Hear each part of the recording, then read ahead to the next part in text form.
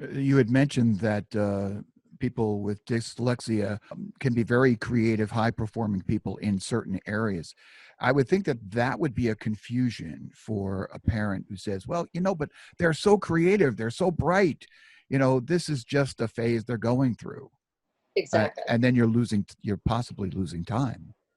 Right, exactly. Or worse, you think, you say to your child, just work a little harder, just practice a little more. Why can't you get this? And you're not realizing they really can't get this. You're listening to the Just Sayin podcast, offering conversations with experts that will educate, inform, and entertain. Here's your host of the Just Sayin podcast, Charlie Cornacchio.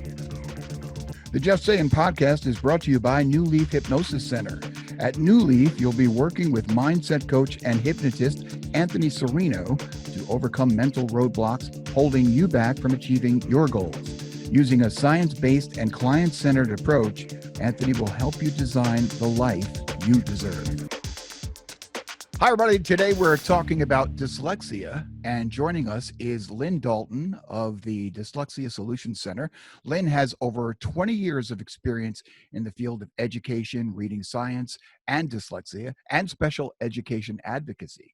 She brings a unique combination of successful experience and comprehensive training to solve literacy and learning challenges. She has a master's education in reading science and dyslexia from St. Joseph's University in Cincinnati and is endorsed by the International Dyslexia Association. So she knows what she's talking about. Just saying. Lynn, welcome to the Just Saying podcast. How are you? Thank you, and thank you for having me on this program. Yeah, I think, it's such an important topic, and we wanted to get you in to get your take on it because I think you have a lot of valuable information for a lot of people out there who might be wrestling with it already or might be suspect to, whether, does my child have it or not. So first of all, let's frame up what dyslexia is. Okay. Dyslexia, if you've heard of it, you often think of it as just a reading disability. You might have heard that somebody with dyslexia reverses letters, and that might be about it, but it's really a very complex disorder and much broader than reading. And reversing letters does happen, but there's far more symptoms than just that. Dyslexia is a neurobiological disorder that affects somebody's ability to recognize the sounds in speech, the individual sounds in words. And that's really where it starts. And if you're having difficulty with this area, which is called phonological processing, you will probably also have difficulty once you move from just speech to letter sounds. You're having trouble attaching the sounds to those letters and letter combinations. So that leads to difficulty reading and writing words, sentences, paragraphs, etc. And dyslexia also is surprising given the intelligence level of the person that has it. Typically, people with dyslexia have above average to superior intelligence. Yeah, we're going to get into that a little bit. Yeah, you may be surprised to find out who has dyslexia that who is on a prominent stage. For those of us who don't have dyslexia, can you describe what it's like? Well, it's frustrating. It's difficult because as you're growing up, you know that your peers can read and write without difficulty and you can't. Oftentimes somebody with dyslexia feels stupid, feels that there's something wrong with them. Why aren't they like everybody else? And they have difficulty within a lot of areas. So it's not just with reading and writing. They may have difficulty tying shoes. It takes them longer to learn how to do that, or telling time, or counting money. Oftentimes when they're younger, they may confuse directions like before and after, over and under. So it's affecting them in a lot of different ways that they don't understand. And that stays with them. It's very challenging.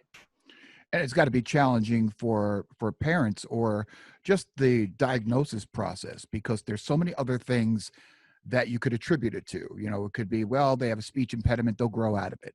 Or it could be that they have ADHD.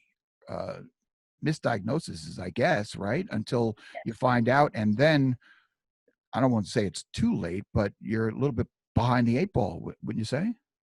Yes, it's very hard to catch up. What usually happens is Well, let me back up a little bit. Teachers, even reading specialists, when they go through their educational training, there isn't a lot of training regarding dyslexia unless they're focusing specifically on that disorder. And the way teachers are taught about reading is that if there's a problem with reading, usually a child grows out of it. Maybe they need a little bit of help, a little extra help, and maybe in a small group, but eventually they'll outgrow it. So to be patient, to wait.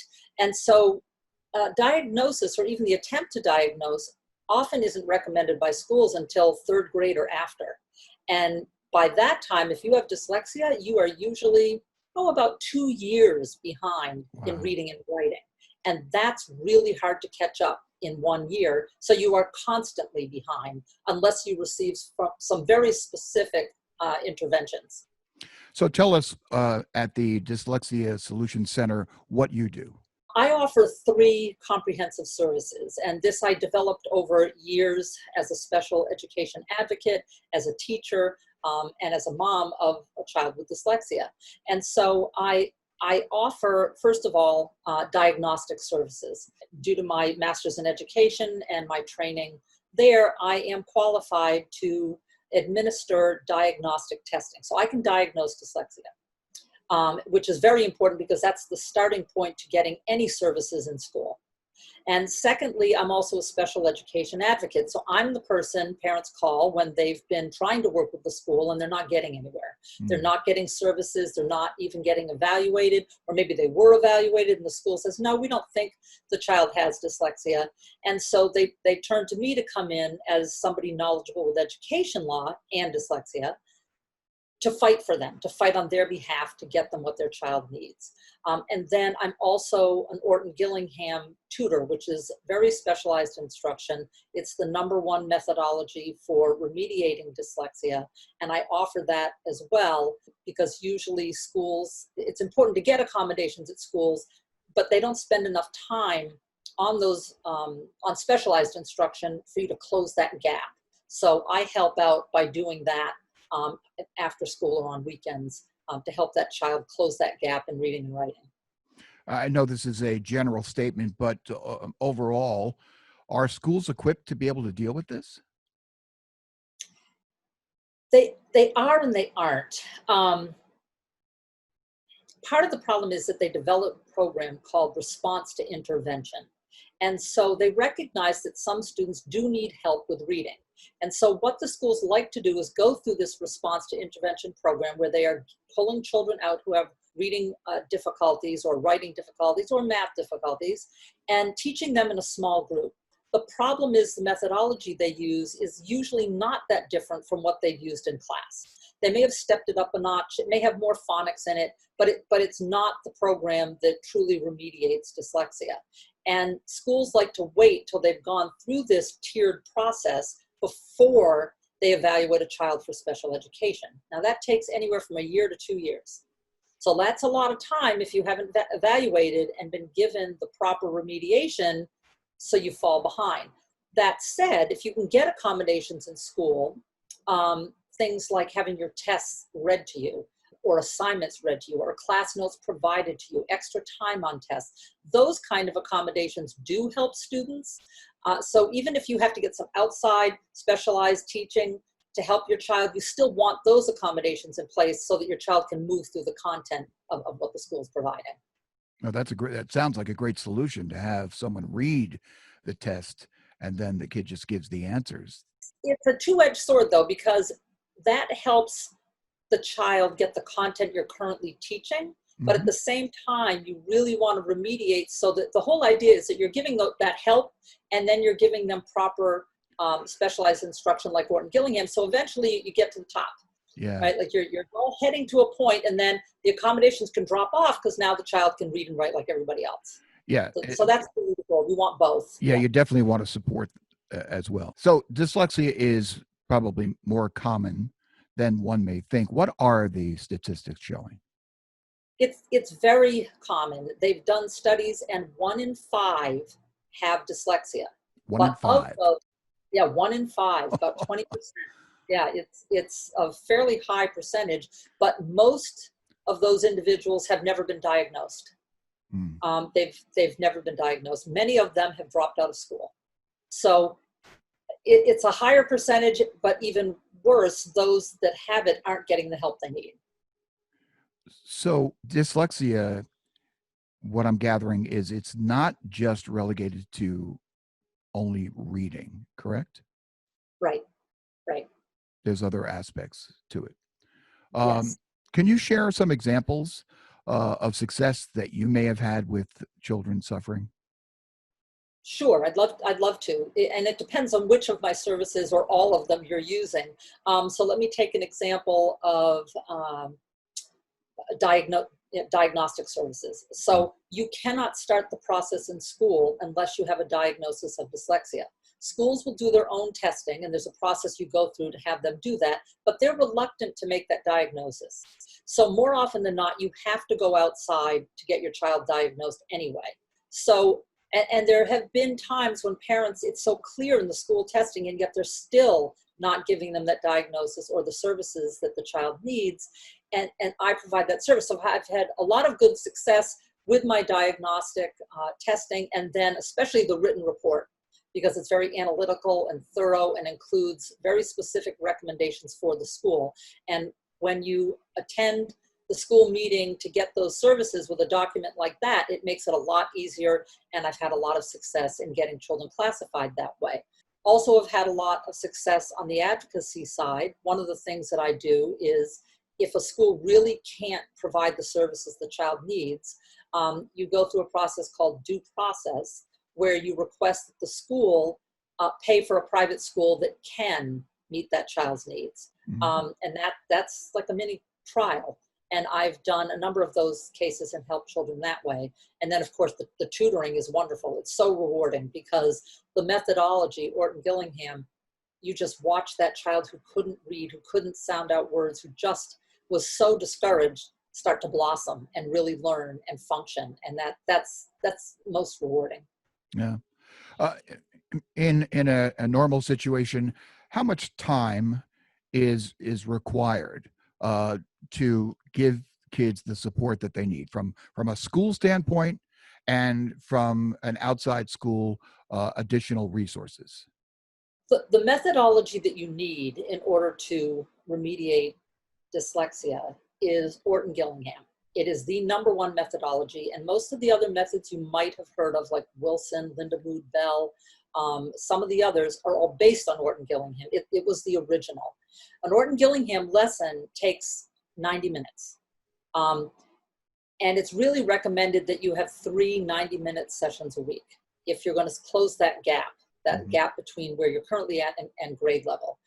Schools, because they have other content to teach, really can't provide that time. It's very rare that they are willing to provide that amount of time. So even though the child may progress some, that gap still doesn't close. And they often don't use Orton-Gillingham. They use derivatives like Wilson instead, which are okay, but there are significant differences in the program that are making them not as effective. Mm. So if going 90 minutes 3 times a week, it can take anywhere from a year to 2, depending on the severity of your case and how far behind you are to really catch up. What are some of the early detection red flags that parents or individuals should be looking for? Okay. And one thing I should say before, you never get rid of dyslexia. And so you always have it. You're just learning how to read and write like everybody else using a specific methodology. I just want to throw that in there. Warning signs. So if you have a child that's having difficulty with directions, maybe they're confusing over and under, forward and backward, or they might have trouble learning to tie their shoes, or they're having trouble when you do nursery rhymes. They really can't follow it. They can't rhyme themselves. They may be mispronouncing words. It doesn't seem like they're hearing it correctly. And it really isn't a hearing disorder at all. It's a processing disorder. But those are some early signs. Once your child gets in school, they're not learning as fast. They're not learning their letter sounds. They're not able to blend them and put them together to form words. And then when you see their spelling, early on you may think, okay, they'll catch up. Spelling is not easy, and it's not. But then you're in first grade, second grade, and the spelling just isn't improving at all, even if the reading might be on some level.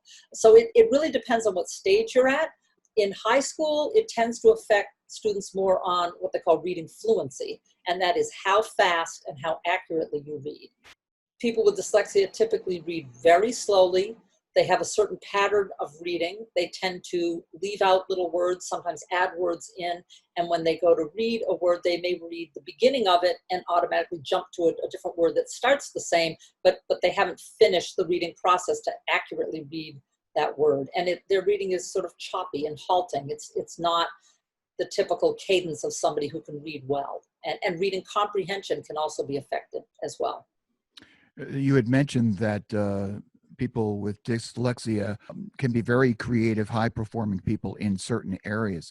I would think that that would be a confusion for a parent who says, well, but they're so creative, they're so bright, this is just a phase they're going through.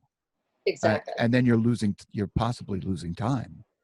Right, exactly. Or worse, you think, you say to your child, just work a little harder, just practice a little more, why can't you get this? And you're not realizing they really can't get this.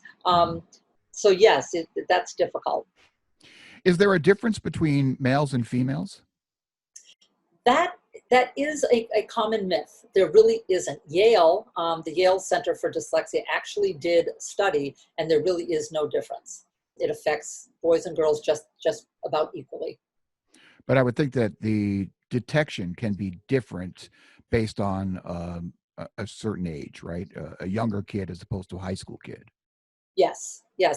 Typically, if a student with dyslexia has made it to high school without being red flagged and evaluated and diagnosed, it's because they're typically very bright and have a really good memory. So what they've done is they've memorized whole words. That their coping mechanism, if you will, was to just simply remember what a whole word looks like a picture. So they see it in pictures. And that works for a long time until you start having to read more, faster, multisyllabic words, academic words that pertain to specialized subjects like science and history, and then it all falls apart. So the testing is very different then, especially because by then they've probably learned a lot of letter sounds. They probably have adjusted and know a lot of speech sounds. So testing for that isn't enough. You really have to focus on that fluency piece and those multisyllabic words, to uncover what's really going on. So there's tricks that they'll use to get by. Yes, because they're bright and creative. Yep. How early can dyslexia be detected? Let's say, a parent has a child who has dyslexia. Now they have another child and they're worried.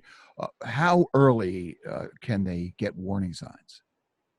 You really can test as early as like 4 or 5 years old. The schools will tell you differently. The schools will tell you, no, they're too young. We're not going to test. Let's see how they do in first grade, second grade. They may pull out that response to intervention, see if that makes a difference. And the schools aren't trying to be difficult. It's just that's how their teachers were trained. Mm-hmm, that's what they're supposed to be doing. They don't realize that by delaying like this, they're causing a real problem for the child that has dyslexia.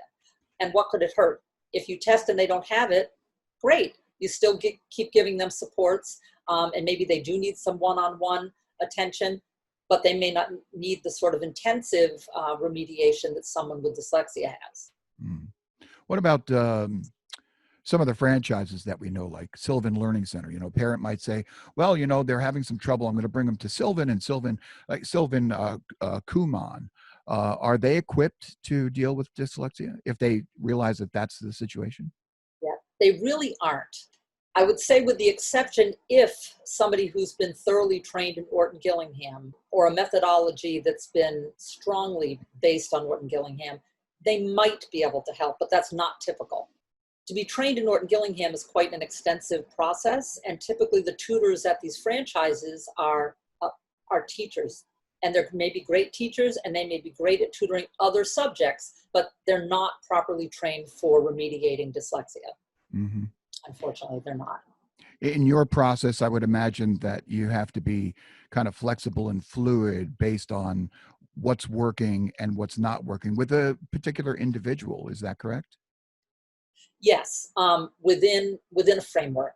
So part of Orton-Gillingham that distinguishes it from these other methods that are based on Orton-Gillingham is part of Orton-Gillingham is to be what they call prescriptive, meaning this is not a cookie cutter program. This is not each lesson laid out ahead of time that you just start progressing and going through.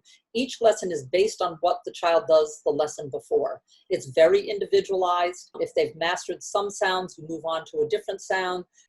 It's based totally on observing what the child does and what they need. And so you can't write these lessons in advance. You literally have to have one lesson, analyze it, and write the next lesson based on that. Very individualized, and that's important. And that's different from almost any other program you can find. That's why it's the cream of the crop, if you will. Mm-hmm. I'm guessing that a tutor, even yourself, you'll develop a very special relationship with someone that you're working with, especially as they progress. Let's talk about how it makes you feel personally when you see the strides and achievements that are being made. Well, it's just wonderful because, to watch a child struggle and be so down on themselves and start to hate school and learning and they'll come and they're nervous and they're anxious when we first meet. And then I try to make it fun. One of the ways that I reinforce what we've learned is I make up games at the end that use the concepts we've learned, the words that we've learned, the sounds that we've learned, and play various games with them. So we always end on a fun note. It doesn't even feel like they're reviewing. It's not like we're sitting there with flashcards here, memorize this. That's not how we work. Right. It's creative, which fits in with what they do. And so we have fun. We do create that special relationship. And it's just wonderful to see them transform and start to excel in school. It's just an amazing experience. It's one of the reasons I do it.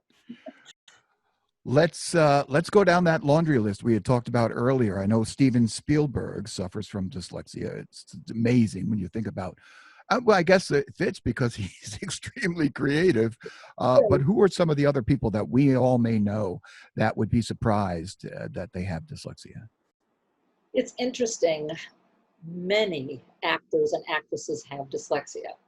And it's because it's such a creative field. But it's interesting, too, because, of course, they have scripts to learn. They have lines to memorize. It is a language-based career, yet it's also a creative career. So Steven Spielberg is one. The Fonz, Henry Winkler is another. Cher, Tom Cruise, Keira Knightley, Jennifer Aniston. I mean, there's a lot who have dyslexia. Many of them did not discover this until they were older. In fact, I was just reading the other day, Steven Spielberg didn't discover it until he was 60, so just recently. And he always wondered because he struggled with it, and I believe he actually dropped out of college. I had read that. And when you hear these stories from these actors, they all talk about how they struggled in school, how difficult school was, and how frustrated they were, and they didn't really know why.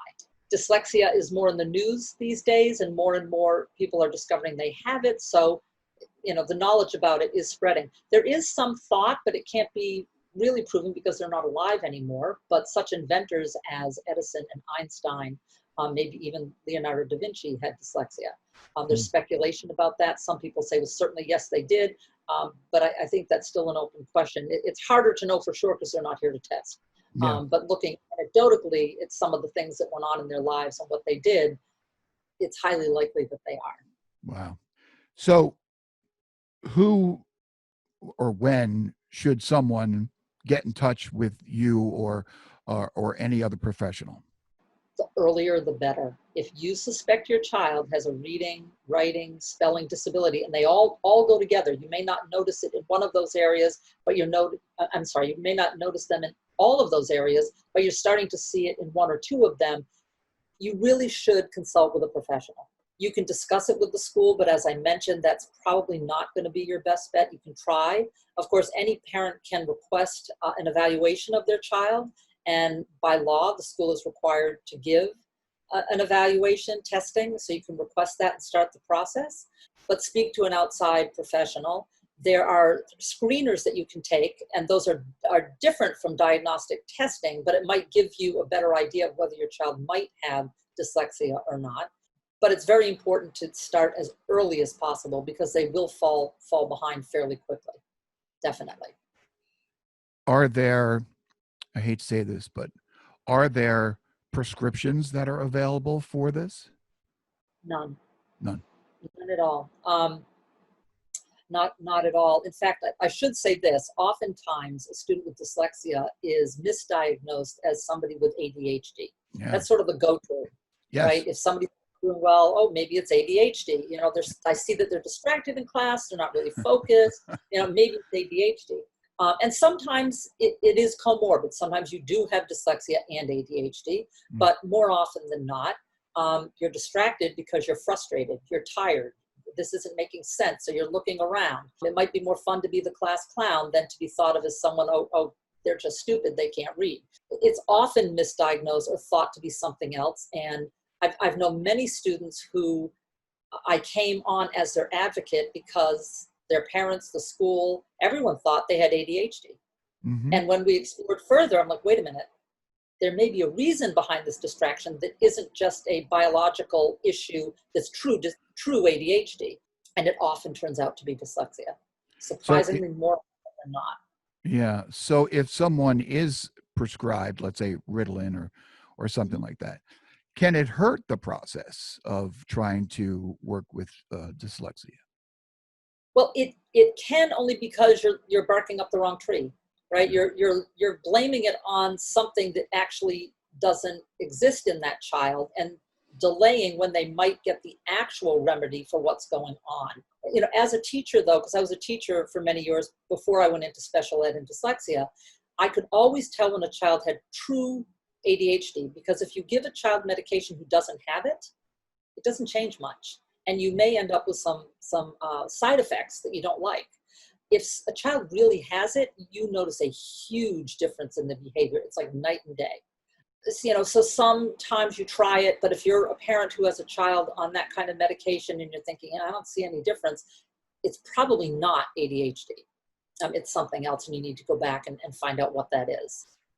Now, you started out as a teacher. Was it the fact that your daughter had it that was your inspiration to kind of move more towards this aspect of education? It was a couple of things. It's my youngest daughter who had it. So when I was first in education, I didn't have her. One thing I noticed though that bothered me, because I started out teaching high school history, is how many students really could not write.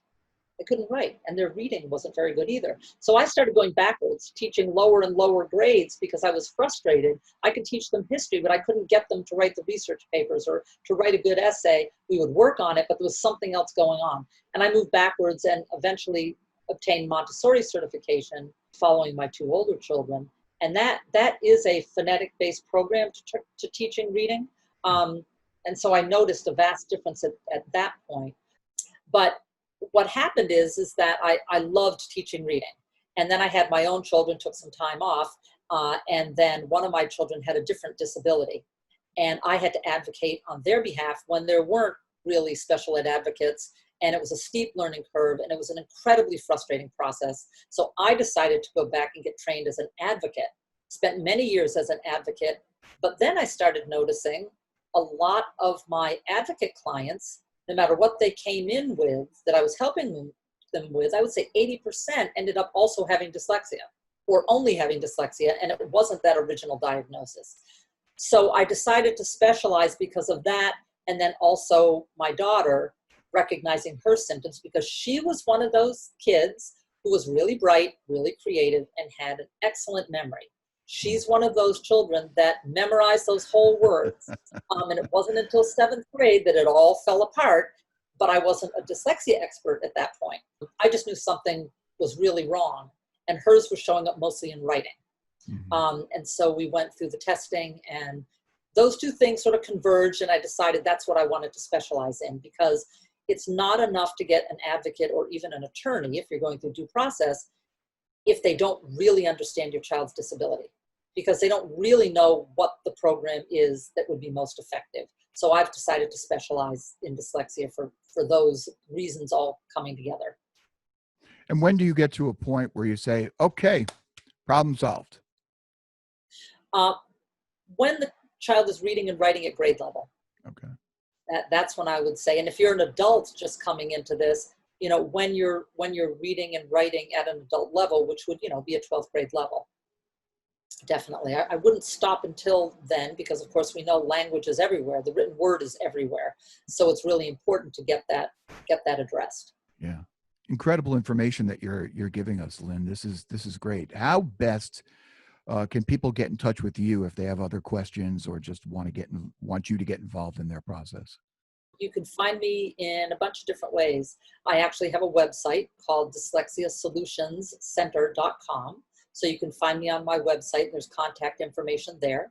You can write me at Lynn Dalton at dyslexiasolutionscenter.com.